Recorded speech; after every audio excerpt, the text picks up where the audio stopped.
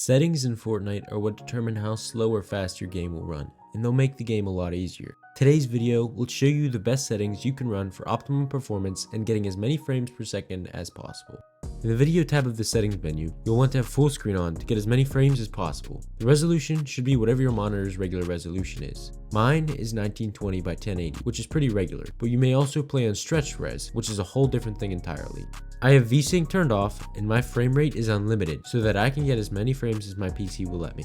If you want a seamless and smooth experience, then you want to have your frame limit set to the max amount of frames you can hit in a fight. I also have performance mode turned on, as opposed to DirectX 11 or 12. Colorblind and brightness won't affect performance, so those are completely up to preference. I have 3D resolution up all the way so it doesn't look like I'm playing Mario Kart on the Nintendo 64. My view distance is up all the way, which may take away a few frames, but it also means that I'll be able to see things from farther away, so I'll take that kind of trade. My textures are down all the way, and same with the meshes. Textures can take a lot of frames away and meshes do the same. Onto the game tab, having your region on the server you're closest to is very important because this is what determines how much ping you're going to get. The farther from the region you are, the higher your ping will be. My movement settings are pretty straightforward. I have toggle sprint turned on so that I don't have to constantly hold the button down, and auto open doors is off. I have mantling as hold to jump so I don't accidentally mantle in the middle of a build fight, but hurdling is set to a single press. Hold to swap pickup and toggle targeting are both off, but I have marking danger when targeting as on so that it's easier to mark an enemy when I'm sighted in.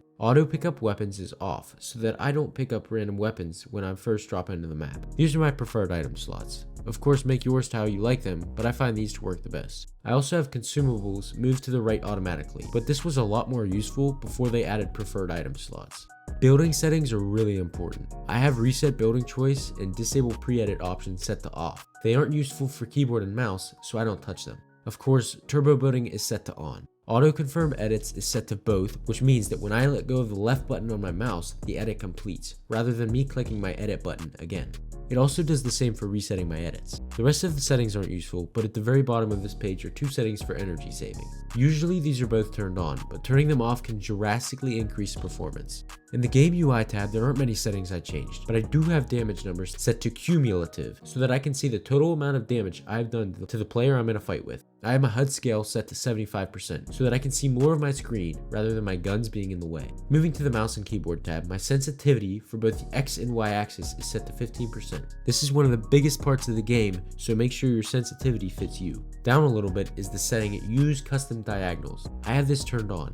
This setting changes your movement slightly so that you can run diagonally at more of an angle than before. And last but not least, my keybinds. I won't go over every single one, but the most important ones would be my builds and weapon keybinds. Starting off with the hotbar, I have my pickaxe set to the middle mouse button or by pressing on the scroll wheel. Then I have my guns set to 1, 2, 3, 4, and 5, each to the respective slot, 1, 2, 3, 4, and 5. I have my wall set to one of my mouse buttons, the button in the front. My floor set to Q, my stairs set to the mouse button in the back, and my roof set to shift. Thanks for watching, and I'll see you all in the next one.